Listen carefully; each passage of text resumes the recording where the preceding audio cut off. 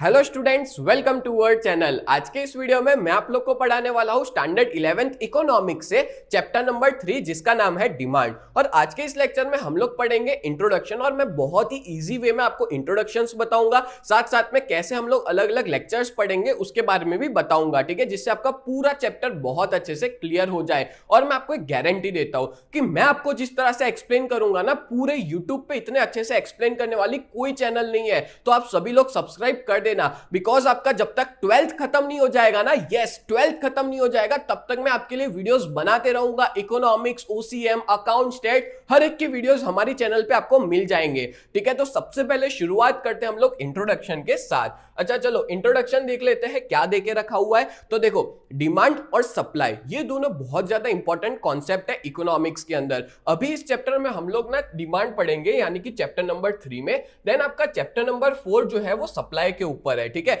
दोनों चैप्टर्स में डिटेल में हम लोग चीजों को समझेंगे। अच्छा, उससे पहले मैं आपको बता दूं, अच्छा एक क्वेश्चन मैं आप लोगों से पूछता हूं, बताओ मुझे कि मार्केट में कोई भी चीज की प्राइस डिसाइड कौन करता है? मार्केट में कोई भी चीज की प्राइस जो है वो डिसाइड कौन करता है? सबसे पहला क्वेश्चन मेरा आप लोगों से। तो ज्यादातर बच्चे जो है वो रिप्लाई करेंगे कि सर जो बेच रहा है, सेलर है, वो डिसाइड करता है। तो भाई अगर मान लो सेलर डिसाइड करता है तो वो कम प्राइस क्यों रखेगा? ज्यादा ना रखे, उसका प्रॉफिट ज्यादा होगा, ठीक है। फिर कोई बोलेगा कि सर मैन्युफैक्चर जो करता है गुड्स को वो डिसाइड करता है। फिर कोई कहता है कि मार्केट में गवर्नमेंट जो है वो डिसाइड करती है, ठीक है। सबके अलग अलग आंसर होते हैं, बट मैं इन सबका एक कॉमन आंसर देता हूं जो सही आंसर है। आपको पता है कोई भी चीज की प्राइस डिसाइड कौन करते हैं? मार्केट के ये दो फोर्सेस, डिमांड और सप्लाई।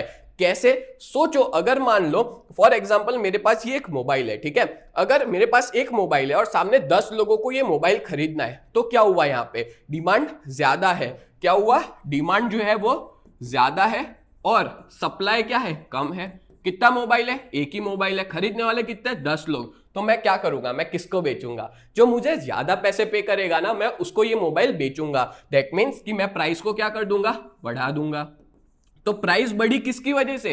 डिमांड और सप्लाई की वजह से। और आपने बहुत सी बार ऐसा देखा होगा, जैसे आपको पता है आईफोन जब मार्केट में नया नया आता है, जैसे आईफोन 17 आया, 16 आया था, अब 17 आएगा, तो इस सिचुएशन में क्या होगा कि प्राइस आता है ना तो बढ़ जाती है। क्यों? क्योंकि डिमांड उसकी ज्यादा है और उस टाइम पे उसका सप्लाई नहीं होता, प्रोडक्शन कम होता है, तो उस सिचुएशन में प्राइस ज्यादा होती है। क्यों? पुराने मॉडल सस्ते हो जाते हैं क्योंकि उनका मार्केट में सप्लाई ज्यादा है और डिमांड कम हो जाती है। दैट्स व्हाई उनकी प्राइस जो है वो क्या हो जाती है? कम हो जाती है। सोचो मेरे पास ऐसे 20 फोन है और खरीदने वाले सिर्फ 10 लोग हैं, तो मैं क्या करूंगा? उसको सस्ता कर दूंगा जिससे ज्यादा से ज्यादा लोग खरीदे।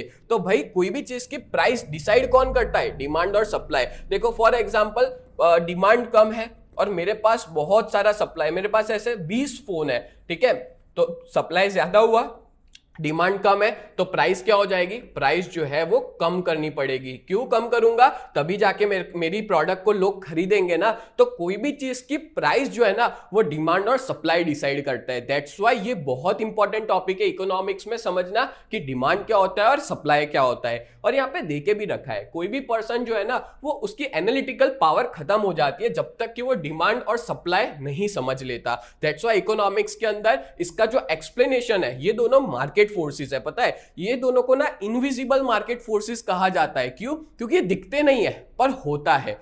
देखिए डिमांड होती है, सप्लाई होता है, क्या देख सकते हैं हम लोग? नहीं देख सकते। दैट्स व्हाई इकोनॉमिक्स के अंदर इन दोनों का जो एक्सप्लेनेशन है वो बहुत ज्यादा जरूरी है, ठीक है। तो इस चैप्टर में हम लोग पूरा डिटेल में पढ़ेंगे कि डिमांड क्या होता है। ये तो मैंने आपको सिर्फ बेसिक इंट्रोडक्शन दिया, ठीक है। चलो अब मैं आपको बता दूं कि अपने किस तरह से पढ़ेंगे पूरे के पूरे चैप्टर को। तो देखो ये आपका जो आप लोग देख रहे हैं वो लेक्चर नंबर 1 है। वैसे अलग अलग लेक्चर्स के अंदर मैंने टॉपिक्स को डिवाइड किया है। ये लेक्चर 2 होगा, ये लेक्चर 3, लेक्चर 4, लेक्चर 5, 6, 7, 8, 9, 10 और 11, टोटल 11 लेक्चर्स के अंदर ये पूरा चैप्टर डिवाइड है। और ये 11 लेक्चर्स में मैं आपको गारंटी देता हूं कि ये पूरा का पूरा चैप्टर आपका बहुत अच्छे से क्लियर हो जाएगा और आपको समझ में भी आ जाएगा, ठीक है। तो आज का ये वीडियो हम लोग फिनिश करते हैं और अगर आप लोग ने सब्सक्राइब नहीं किया है तो अभी के अभी कर लेना। तो मिलते हैं नेक्स्ट लेक्चर में, तब तक के लिए bye and thank you so much.